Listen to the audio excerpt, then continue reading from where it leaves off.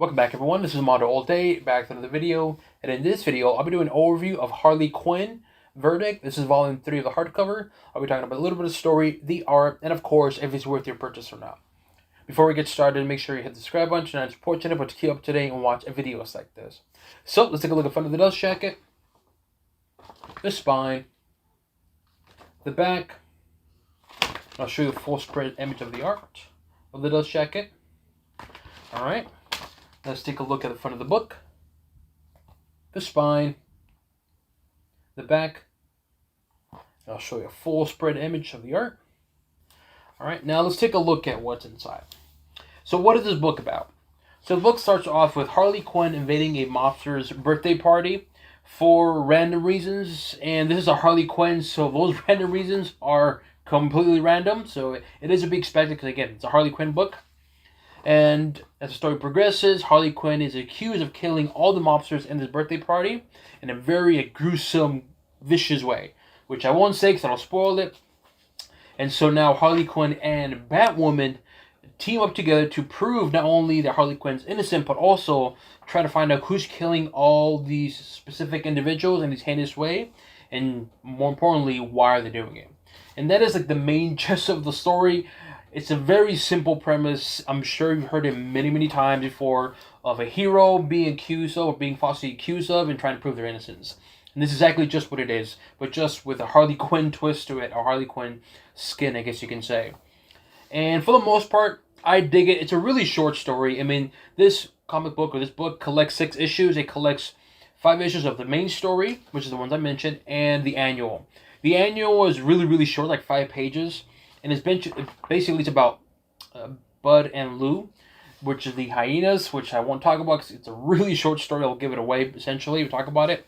But in terms of the main story itself, I dig it. I think it's a cool, little, fun read, easy to read story. And I really dig it. Is it weird? Yes, absolutely. If you've been reading the Harley Quinn by Stephanie Phillips, like Harley Quinn stories, it's exactly what it is. It's a really weird story, but it's fun and entertaining. And so to me, I enjoyed it, man. I think this is a fun little read story, like I mentioned.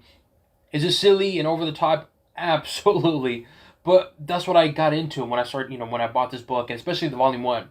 Because volume 1 is really weird, but it's entertaining, and it's kind of cute in a way.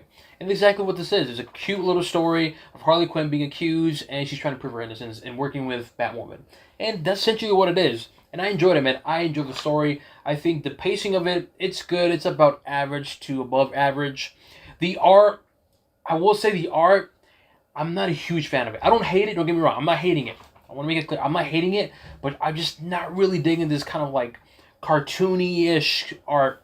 It's not bad. It's just not my cup of tea. But I think in the context of the story and how it's written and just the absurdity of it, I think it works perfectly fine. It works in tangent. It's like, okay, the art matches with the weirdness of the book. I'm telling you, the reason why Harley Quinn goes into this mobster's birthday party and does what she does, it is completely random and unexpected, but you're like, okay, that's something Harley Quinn would do. There's another part of the story where she's talking about teaming up with a monkey. Again, random, but it's something that maybe Harley Quinn would say. So there's a lot of like little things like that, and so I think that the art matches that kind of context of the story, if that makes any sense. In terms of prior knowledge, do you need to have prior knowledge? Not really. I mean, if you're a person who has to know who Kevin is, like this character, if you're the person you need to know who this person is, then you might want to read volume 1. But if you're open-minded with it, you're like, you know what, I don't need to know. All I need to know is what's his name and a little bit about him. You're perfectly fine. Do you need to read volume 2 to get this?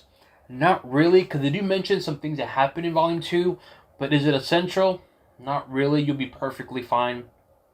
The pages are matte, but I think with this particular art, I think it's fine having them matte. I mean, don't get me wrong, I would prefer the glossy because it'll look a lot better, but this matte paper with this kind of art, I think it's perfectly fine.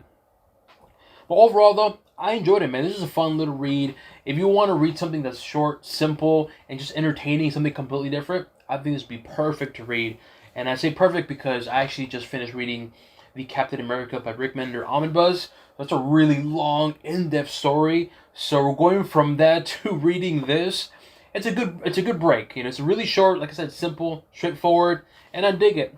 but I can tell some people may not like it, especially for the art, because I know for the art, some people are not going to like it. So if you don't like the art, you might want to avoid this because this has a lot of that. And so the main question is it worth it? Yes and no, and it depends on you. And I'll break it down like this. If you like Harley Quinn and you want to read a cheesy, a little bit over the top, simple, straightforward story, I think it would be perfect with this and you'll have a good time. If you're looking for something more in-depth, of more of Harley Quinn, you definitely want to skip this. As I mentioned, if you don't like this on art, definitely skip it. If you don't like sometimes the cheesiness of Harley Quinn, because in this book, there is a lot of cheesiness. Like I said, she wants to team up with a monkey. Completely random. If that bothers you, you think that's kind of dumb and stupid, you may want to skip this. But for me, though, I enjoyed it. I had a good time with it. So to me, Harley Quinn Verdic, Volume 3 hardcover, I give it a thumbs up. Let me know what you guys think. Have you read this book? If you plan on reading this book, leave it in the comment section below. As always, make sure you hit the subscribe button and support channel to keep up to date and watch videos like this. That includes an overview of Harley Quinn Verdic Volume 3 hardcover, and on to the next one.